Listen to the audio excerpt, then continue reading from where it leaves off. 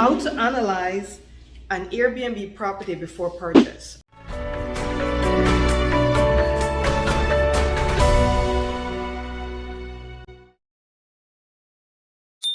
How to analyze an Airbnb property before you purchase it. Hey guys, my name is Sandy. I'm a licensed realtor here in the Central Florida area. I'm also an Airbnb investor. I'm also a Airbnb owner, and I'm also an Airbnb property manager. So I wear a lot of hats, right? So I do sequence of videos here on YouTube just to educate people that if they're thinking about doing an Airbnb, what are some of the things that they should look for, and what are some of the things that they should be doing to get a very successful business going. So today's topic is going to be how to analyze an Airbnb property before you purchase, right? How do you analyze this property? The location is going to be important, right? So first we got to determine what location are we targeting. How do we find out the location? We want to do some research on the different locations. I'm in the Central Florida location in the Disney World area. I have clients that are in the Clearwater area, St. Petersburg, Miami, all over the place in Florida because people vacation in Florida a lot, right? I was on Airbnb the other day, and because I got a list from AirDNA. AirDNA is a great website to look into. They analyze location and they also analyze the profitability of a property. So they sent me an email the other day saying some of the 10 best locations to do Airbnb in for 2022. And they found a place called Spring Hills in Florida, which I've never heard of. So I'm going to encourage you, research Spring Hills. So I researched Spring Hills, and apparently Spring Hills is a location that has a lot of springs and lakes and all that stuff. And there's a lot of rental going on there, and I've never heard of it before, and it's actually in Florida. When I first moved here from New York in 2012, I told myself I was going to explore Florida to see what locations or that kind of thing. I haven't gone to Spring Hills yet, but that's a good thing. So anyway, let's get back to what we're talking about here. How do we analyze an Airbnb property? The property is up for sale, right? The first thing is we want to make sure that Airbnb is allowed in that location. We want to make sure that we can do Airbnb in that location. Number one, if there's an HOA, make sure that in the HOA bylaws and the covenants that it states that it's zoned for Airbnb and you have no issues with Airbnb there. Another thing is you need to find out if there's a restriction of renting. There are some locations, even in Central Florida, where you cannot rent for more than 30 days, nor can you live there for more than 30 days, right? So every 30 days, you got to have a new customer coming in, and if you tend to stay on the property, after 30 days, you need to leave. You got to make sure of that. There are some locations that will allow short-term rental, but they will not allow long-term rental, which means you can't rent to anyone over 6 months. Some communities, they can't rent to anyone over 3 months. You need to know this information because let's say you start doing your Airbnb and things aren't working out and you decide to make it into a long-term rental. Will you have a problem with that? So very important for you to analyze the location of the property and if there's any issues in HOA. Now a lot of people say just don't do an HOA. That's going to be kind of difficult if you're looking to invest in Florida because a lot of the locations in Florida that are zoned for Airbnb have an HOA. Why is that? Well, I'm not a big HOA fan myself, but sometimes in an HOA, the HOA helps to keep the development or the community in a uniform manner. Meaning, if your Airbnb is here, your neighbor has to keep their home the way you're keeping your home, right? You don't want, let's say there's 3 Airbnb on the same street, and you're one of them, and the other 2 Airbnbs not maintaining their property, but you are, and your guests come. They're not just looking at yours, they're looking at the entire community. So the HOA is there to help to keep the community in a more uniform manner and making sure that homeowners take care of their properties. Because believe it or not, even though you're buying a home and you think that most homeowners would want to maintain their property so the value will keep going up, not all homeowners agree. And they want to make sure there's not people having garbage on their property, the grass is not maintained, the house needs to be power washed, all that great stuff, right? So the HOA is important in that role. And that's why you want to make sure if you're entering an HOA that the rules and the regulation are going to be conducive to your Airbnb. Very, very important. Then you want to decide, once you're analyzing this property, you also want to figure out the property you're about to buy, are they selling it furnished or unfurnished, right? Because if they're selling it furnished, it makes better sense for you because then you don't have to furnish it yourself. if you're selling it furnished, what are the condition of the furniture? Are they falling apart? For the most part, buying a furnished Airbnb property, you might have to switch some of the furniture out. Maybe some of the furniture is not up to your liking. If they have good frame beds, you could probably just switch out the mattresses. Amazon has really great prices, and there's a brand called Zinus, Zinus. On Amazon, they have really great mattresses. So you could probably switch out the mattresses if the frames are great, right? I would probably switch out most of the mattresses, really. Or maybe you could do a mattress topper, right? So that would still come in handy. So if it's furnished, you want to make sure that you're checking out the furniture. What is it going to cost you if you have to switch any of the furniture out? What about the flooring? If they have carpet, are you okay with the carpet? Is the carpet newer or older? Do they have art floors? Do they have vinyl waterproof plank floors already? You don't have to change that out. That's important. What about the kitchen? In today's society, most people are looking for granite or quartz counters, and they're looking for stainless steel appliances, right? Do you have to switch those out? What about the bathrooms? Are they updated, right? How much is it going to cost you? Well, for us, we operate in the Central Florida area, so we have people that give us great discounts on all this stuff, right? I have a great granite guy. He gives me the best granite prices and quartz prices that's on the market, period. But I search for him. I research and search to find him, right? We also have people that does a lot of our maintenance work. So you got to think about that. How much money do you have to put in the property once you purchase it to put it live and on the market and ready to go? Meaning live on the Airbnb or Vrbo or Booking.com platform. So that's going to be important. That's what you're going to do, analyze it. Another key thing is, are you buying the property that's already on the Airbnb platform, and is the owner conveying bookings to you, right? Are you getting bookings from the previous owner? And are they going to be able to transfer it over to you? And that's a big controversy. So I want to tell you this real quickly. There are a few ways to transfer the bookings.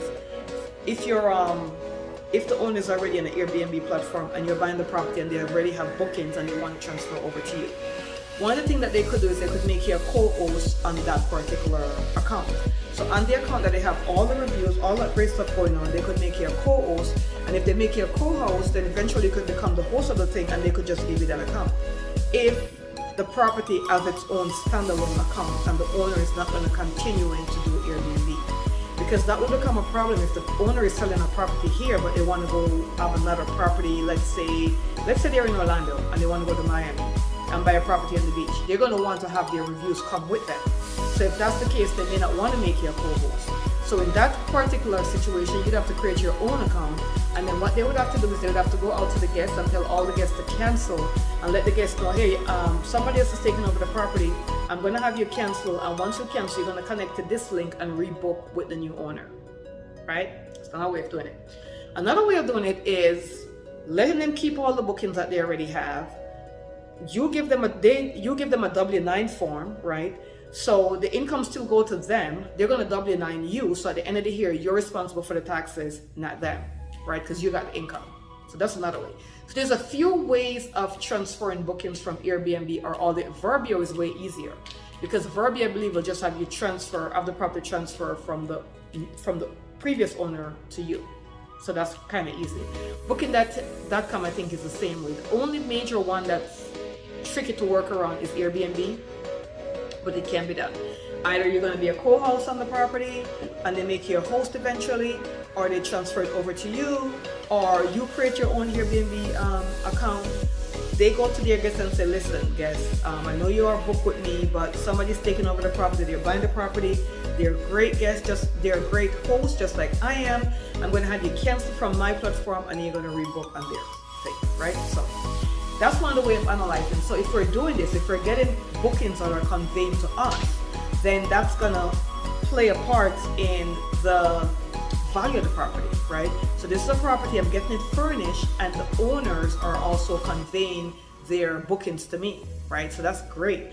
Now, another thing you want to think about when it comes to conveying bookings is what were the rates, right? Maybe they were charging $150 a night, and you're thinking you should be getting $200 a night. Maybe you don't want those bookings. Or maybe you do, just to get you started. So that's going to be important as well. If there's booking being conveyed, what are the rates that those bookings are at, and are those rates you're okay with, right? Let's talk about the cleaning fee.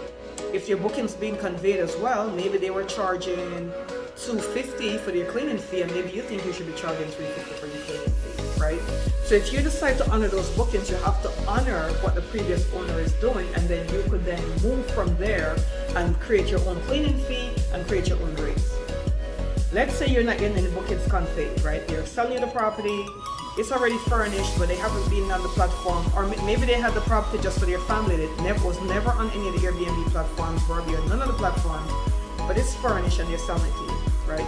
So that's cool too, because then if it wasn't being rented, more than likely, I'm assuming the furniture would be in great condition, right?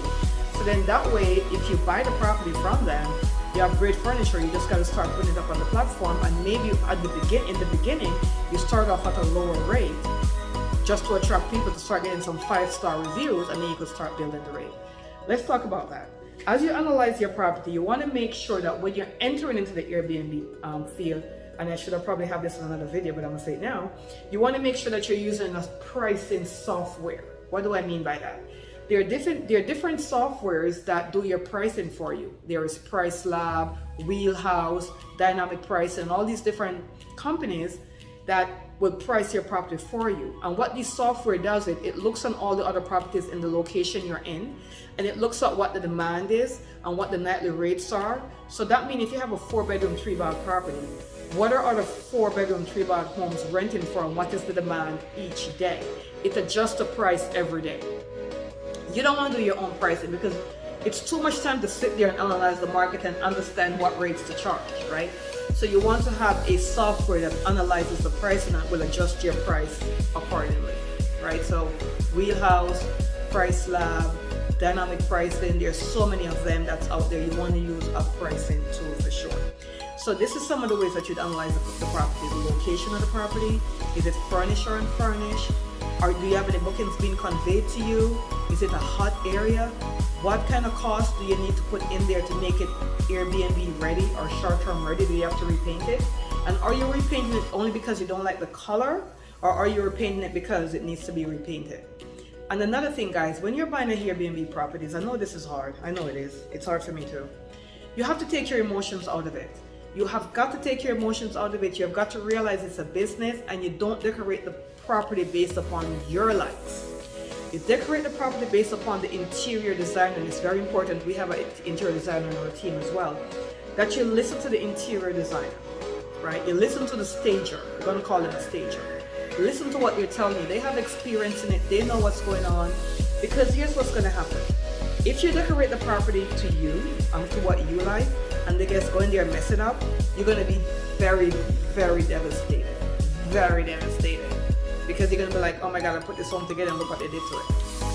I'm not saying every guest will destroy the property, but you probably will have someone that will destroy the property or destroy something in the property. Not destroy the property, but destroy furniture or something. So it's important that you're using durable furniture, right? I don't like glass tables in the Airbnb, right? Because that's just asking for trouble. Especially if it's like decorative tables, right? You don't know who is coming in, the age of the children, all that great stuff. So unless you have a Airbnb that is not for children, then of course you could put glass all over the place. But if you're also looking to entertain families, you may not want to have a glass table no matter how pretty it looks. And I'm only saying it because I've been in that same situation and I had to talk myself out of it, right? So the stager is important in what, how the home should be staged and decorated. So this is how you're going to analyze your property. You're going to analyze your cost. You're going to analyze if you're buying, what your down payment looks like, your closing costs. How long will it come to recover that? More importantly, if you're putting it on the market, what are you going to put in it to make it pop, right? To make people want to rent it immediately. Is it a turnkey? Is someone selling you the property? It's already done. Everything is done. It's turnkey. Just put it on the market the next day, right? That's important. Anyway, I could be reached at 407-791-4713. If you have any questions at all, you could also text me. Also, we love to do Zoom calls with people who are curious in the Airbnb industry, or maybe people who want to expand on their market or their territory or any of that stuff. We deal with people from all over the world, not just the US, because we're in Central Florida and it's a very transitional area. So if you ever want to set up a Zoom call, feel free, send me a text or a call. We will put it on our calendar. Thank you so much for listening, and I will see you on the next video.